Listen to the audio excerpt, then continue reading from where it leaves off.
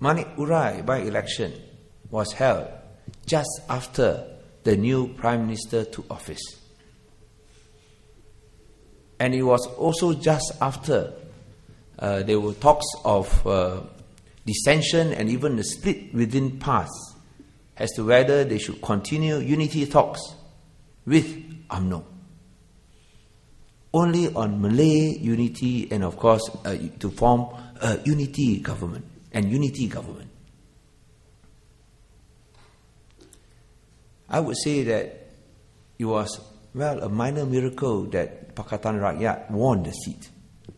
Now, why do I say that? Now, we won by a 65-vote majority as compared to probably 1,300 votes in the last general elections.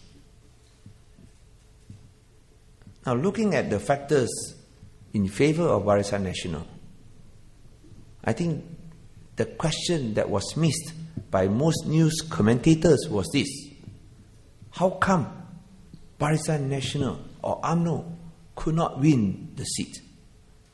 Now, what were the factors in favor of Barisan Nasional? Number one, I think that was probably the most important, was the split within PAS. To the extent that there was even a talk of certain leaders being barred from appearing during the by-election. Now, this split was real, and it was deep. And everyone knows when a party is split, it's very hard to win elections. Generally, no party would win elections if you are split. But somehow I think PAS just made it by a slender whisker. Number one. Number two, there was also some dissensions within PKR, as seen by the open attack by this Asmin Ali, a senior PKR leader, a vice president of PKR, against his own colleague, the Menteri Besar of Selangor in the State Assembly. Now, that did not generate much confidence in Pakatan Rakyat, when the appearance seems that you are still lobbying for positions and for posts rather than to try to bring about the promised changes. And thirdly, of course, the honeymoon period enjoyed by the new Prime Minister. And we should not discount that. Especially his early promise of change, of greater liberalization, of greater democracy, of treating everyone as one Malaysia, even though we knew that perhaps it was just sheer rhetoric, but still, people can hope that somehow it may be true. And the general mentality for Malaysians, I think for people everywhere, is to give a person a chance.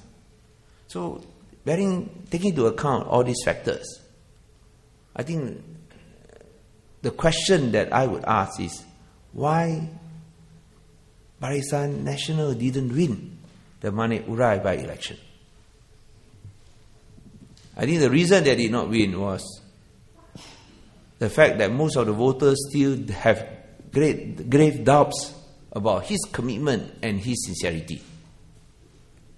And if UMNO and BN cannot win a by-election, despite all these factors in their favor, I don't think they can win any by-elections once the honeymoon period is over, once PAS sorts out its internal divisions, and also PR becomes more closely bonded and more established and institutionalized. Which of course goes down to the next question.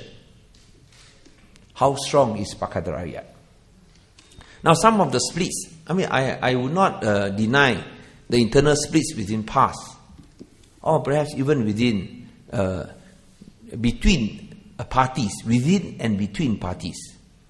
But I think these divisions are normal in any political organizations. They are not so serious as to lead to a complete breakup.